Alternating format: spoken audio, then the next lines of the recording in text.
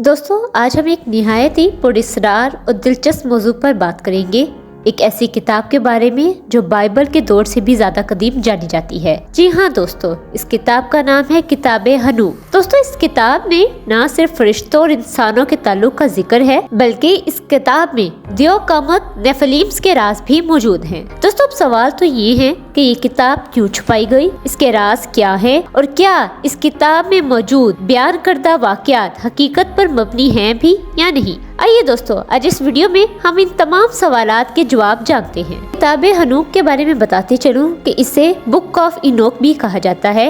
ये एक कदीम मज़हबी किताब है जो हज़रत अदरीस अलैहिस्सलाम से मंसूब है। दोस्तों इस किताब के बारे में मजीद ये भी कहा जाता है कि ये बाइबल के ओल्ड टेस्टामेंट में शामिल नहीं, लेकिन कई यहूदी और इब्तदाई मसीही ग्रोह इस किताब को मुकद्दस मानते हैं। व्यूअर्स खास तौर पर हबशा जो कि मौजूदा इथोपिया है कि ऑर्थोडॉक्स चर्च में ये किताब आज भी मुकद्दस समझी जाती है। व्यूअर्स मजीद इस किताब के बारे में कहा जाता है कि ये किताब तकरीबन 300 कबल मसीह में तहरीर की गई थी और तो और यूनानी, अरामिक और इथोपिक जुबानों में भी इसके नुस्खे मिलते हैं। इसके अलावा डेड सी स्क्रॉल्स में भी इसके कुछ हिस्से दरियाफ्त हुए हैं जो इसकी कदामत का मुंह बोलता सबूत है। दोस्तों इसके अलावा किताबे हनूक में सबसे ज्यादा दिलचस्प जिक्र फॉलन एंजल्स और नेफिलिम्स का है। दोस्तों इस किताब के मुताबिक कुछ फरिश्ते जिन्हें वॉचर्स कहा जाता है इंसानों की दुनिया में आए और उन्होंने हजरत आदम की नस्ल से ताल्लुकात कायम कर लिए। दोस्तों बाद में देखा गया कि ये फरिश्ते इंसानों की खूबसूरती से मुतासिर हो गए और जमीन पर उतरकर उनसे शादियां कर ली, जिसका नतीजा दोस्तों नेफिलिम्स की पैदाइश की सूरत में निकला।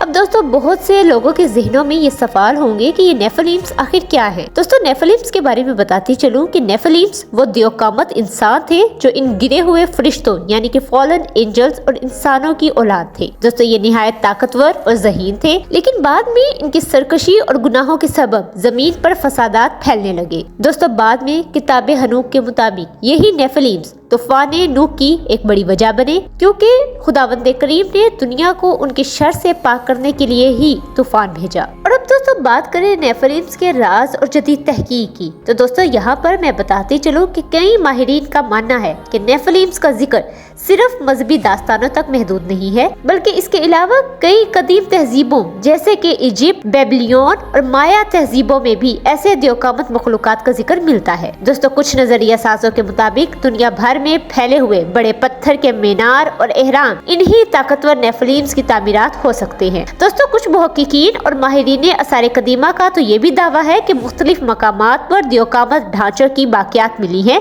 जो इस बात की दलील हो सकती है कि नेफिलिम्स का वजूद असल में हकीकी था। दोस्तों इसके अलावा अब सवाल तो ये भी पैदा होता है कि अगर ये किताब इतनी अहम थी तो इसे बाइबल में शामिल क्यों नहीं किया गया। तो दोस्तों यहाँ पर मैं बताती चलूं कि मोरखीन के मुताबिक 4वीं सदी ईस्वी में जब मसीहत को रोमी सल्तनत में सरकारी मजहब का दर्जा दिया गया, तो इस वक्त चर्च के बड़े उलमा ने कई कदीम किताबों को गैर मुस्तनद करार देकर इनको बाइबल से खारिज कर दिया। और दोस्तों यही वजह है कि किताबे हनूक बाइबल में शामिल नहीं हुई। आखिर में मैं दोस्तों इतना ही कहूंगी कि किताबे हनूक एक पुरअसरार और अहम दस्तावेज है जो हमें कदीम दुनिया के पोशीदा हकायक से रोशनास कराती है। दोस्तों अगरचे ये किताब बाइबल में शामिल नहीं, मगर इसमें बयान करदा कहानियाँ आज भी मुख्तलिफ मज़ाहिब और तारीख दानों के दरमियान एक मुअम्मा बनी हुई हैं। तो दोस्तों आपकी इस सब के बारे में क्या राय है, हमें कमेंट सेक्शन में जरूर बताएं और मजीद ऐसी वीडियोस के लिए हमारे चैनल को सब्सक्राइब कर लें और इस वीडियो को लाइक और शेयर करना ना भूलें।